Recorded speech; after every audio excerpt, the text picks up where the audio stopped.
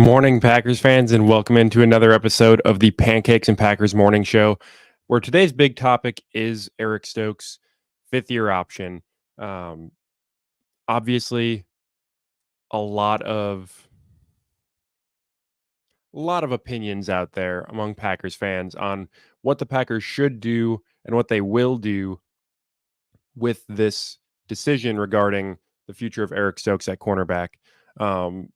We'll get into a little bit about that, and we'll look at some of the guys that, both cornerbacks and other positions from that 2021 draft class that either have or haven't had their options picked up by their teams as well. The big thing for me with this is my opinion on it is slightly shifting based on the way they approached the draft and how they spoke about his health, in press conferences earlier this week following the draft or in the middle of the draft, really. Because if they weren't so confident in him being able to return, I don't think they would have just kind of left it a chance at the cornerback position. I think they would have been more aggressive and attacked. I mean, you could take it a couple ways too, where you could see that is confidence in Keyshawn Nixon, Carrington Valentine, Corey Ballantyne. But if you're looking at the history here, Jair, injury history. Stokes, injury history. Valentine has just got 1 year of NFL experience and, production. So you would think that they would want to address that a little bit more. So based on that, I feel like we're leaning a little bit more towards the potential that they pick up this option, but we'll look at some of the numbers behind that as well. So if we look at Eric Stokes, we know he only played in 2 games this past year, and a lot of that was coming back from, I believe it was a Liz Frank injury, the foot injury that he had, among other things. And then once he was finally back, it was, soft tissue, hamstring issues, which it sounds like the Packers are hopeful for the future for both him and Christian Watson regarding that, as they both went down to, I believe it was UW-Madison, where they had some testing done with some experts to try to solve what the issue was, or at least identify what it was so they could address it during the offseason, so they would be prepared for this in the season. But in those 2 games,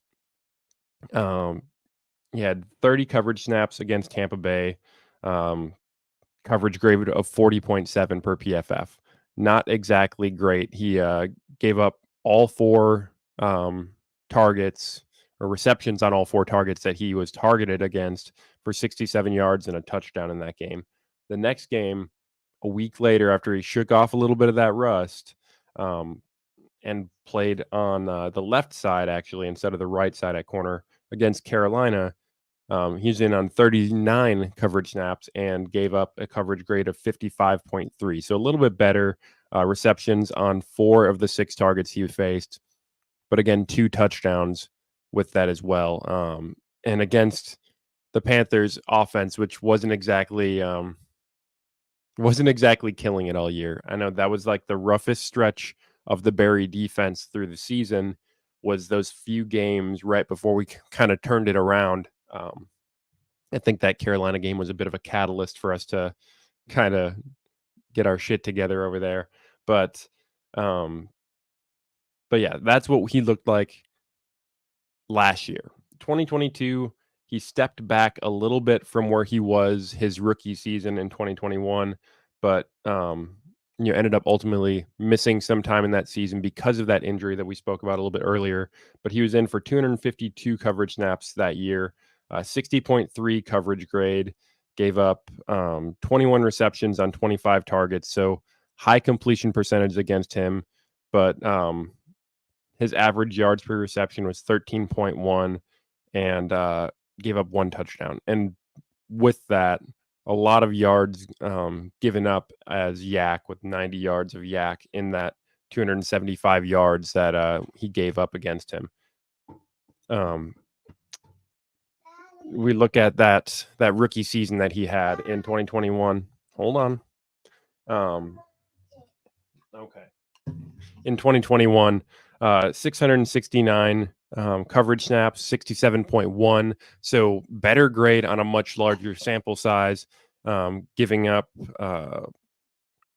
51 receptions on 100 targets. So what he can do and what his ceiling is much improved from what we've seen the last couple of seasons. And some of that is, the injury stuff that he's had going on.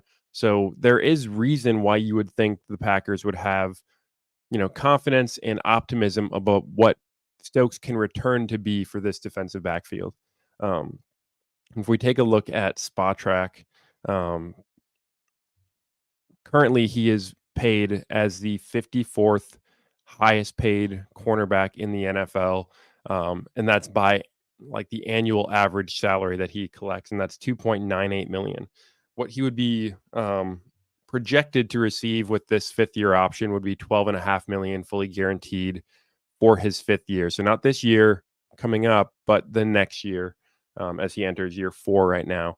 And that would take him from that 54th position. And depending on how the rest of the first round options go for some of these guys in that 2021 draft class at the cornerback position, that would put him potentially in the range of like the mid teens to the like right around 20. It depends on if, teams like the Browns pick up Greg Newsome's option and the Titans pick up Caleb Farley's option. Those are two guys ahead of him in the draft order that make slightly more money based on their draft position, because that's how things work with the new collective bargaining agreement. But would also make more projected based on that fifth year option as well. And if we look at the guys so far from that draft class at cornerback alone, the two top 10 guys, J.C. Horn and Patrick Surtain, had their options picked up. It was pretty much a no-brainer for both of those teams in the Panthers and Broncos. The next cornerback taken, as I mentioned, was Caleb Farley from the Titans. He would be projected actually right around the same amount as the Stokes and the Packers for that fifth year option. And then for some reason, Greg Newsome, according to CBS Sports, is projected 13.4 million, even though he was drafted later than Farley, but higher than Stokes. So interesting to see there.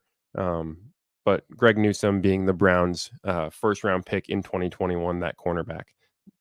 A few other notable names from this fifth year option tracker. So far, only 2 guys have been declined or haven't been optioned that have announced the decision not to option them. There's a lot of no decisions at this point still. But the 2 that haven't had their options exercised have been Jamin Davis, which interestingly enough, they said it's declined, not just that they did not option it, which the Patriots said about Mac Jones. They just did not exercise the option for the fifth year on Mac Jones. No surprise there. And the Washington Commanders did not option or declined the option for Jamin Davis, the linebacker that they took in the first round that year. Otherwise, there's a lot of no decisions. Among those no decisions, you've got guys like Zach Wilson, who I don't imagine they're going to option that in Denver after they traded for him. Same with Trey Lance, who's now with the Cowboys. 2 of the top 3 picks in the 2021 NFL draft class, quarterbacks who are no longer with the team that drafted them, and I don't expect those options to be picked up. Kyle Pitts is on that list. Justin Fields, another quarterback from that draft class, no longer with his original team. I don't know whether the Steelers will be looking at optioning that one. Otherwise, on here, you've got guys like Kadarius Toney, who I don't expect to get picked up. Najee Harris, maybe for the Steelers. I don't know. And then that's mostly the guys that we talked about as not being picked up. Again, the 2 notable ones that I think of with this are Greg Newsome and Caleb Farley, because they are cornerbacks in that same draft range, picked right around like the late teens to the early 20s, ahead of Eric Stokes, who was picked 29th. And Yeah, that salary difference for Stokes, you take him from a 2.981 million per year, and you're basically adding like 9.5 million to that contract. And I don't know if that's just going to be too much money for them to commit if they want to pay him like a top 20 cornerback, which is what ultimately they would be saying with that. Um, some guys that would be below him on this salary chart by this be Cameron Sutton from Detroit, Stephon Gilmore in Indianapolis, excuse me, Jonathan Jones over in New England. Devin Witherspoon's a second-year guy coming up this year, so I'm not surprised there. Kendall Fuller in Miami. Rasul Douglas, he would be paid more than Rasul Douglas, who I think over the last couple of years, Rasul Douglas has been more reliable and been overall a higher quality player. But those are just a few of the names that he would be paid higher than if they optioned this. So, what would you do if you're in this situation? If you're watching live, I'm putting up a poll on if you would want to option this or exercise this option for the 5th year for Eric Stokes. It's something that I think, based on the makeup of that cornerback room, probably has more of a likelihood now than I would have said it had a month ago, because I think so many of us that are just following the team or speculating about what they might have done in the draft were thinking cornerback was going to be higher on their needs, and that just didn't end up being the case. So I'm curious what you guys have to say, what you think about it.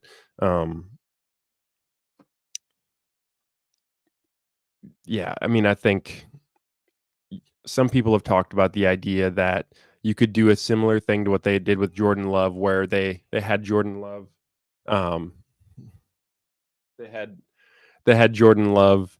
Um, they didn't option his 5th year, and instead, declined it and then signed an extension, basically to limit how much money they were going to have to guarantee him on that 5th year instead. So you could see a similar thing for Eric Stokes. The big difference on that is going to be, is he willing to do something like that? Which I don't see at this point why he wouldn't be, him and his representation, because of the fact that he does have 2 years in a row where he has been, injury ridden and hasn't been as productive as he was in that first year. I think if he can stay healthy, he can return to form and can be a solid cornerback for this Packers defense. But I think to some degree they're going to expect him to show up and show that before they want to commit more resources to him, especially to the tune of $10 million, while you're on the precipice of really increasing Love's salary from the what's it, about 10 million a year that he gets now to around high 40s, if not into the 50 million per year range for Jordan Love. So from a cap perspective, you'd think that, but who knows? We'll see what exactly happens with that. Just to kind of go back, obviously Stokes is our 5th year option that's on the board this year. Last year we didn't option Jordan Love's 5th year option, which last year would have been worth 20 million for him. The year before that was Savage. They did option Savage's contract, which I think to some degree they came back to bite them a little bit. He didn't produce to the level of the pay that they were giving him, which I think is ultimately why they ended up moving on from him in the long run. But yeah, that's what we're looking at today. Look forward to hearing the actual news of what the Packers decide to do with this. I'd love to hear what you guys have to say about it. How are you going to feel if they do or if they don't option this 5th year contract for Eric Stokes? And we'll be back tomorrow to talk about the impact that the defensive rookies in this rookie class for 2024 are going to make on the Packers. And I think a lot of us are expecting that impact to be, much higher than what we would see on the offensive side for their counterparts. So Um, Thank you for tuning in this morning. Let me know in the comments what you guys think about this Stokes option, or who you think is going to be the most impactful defensive rookie, and we'll talk about that tomorrow on the Pancakes and Packers morning show. Thanks.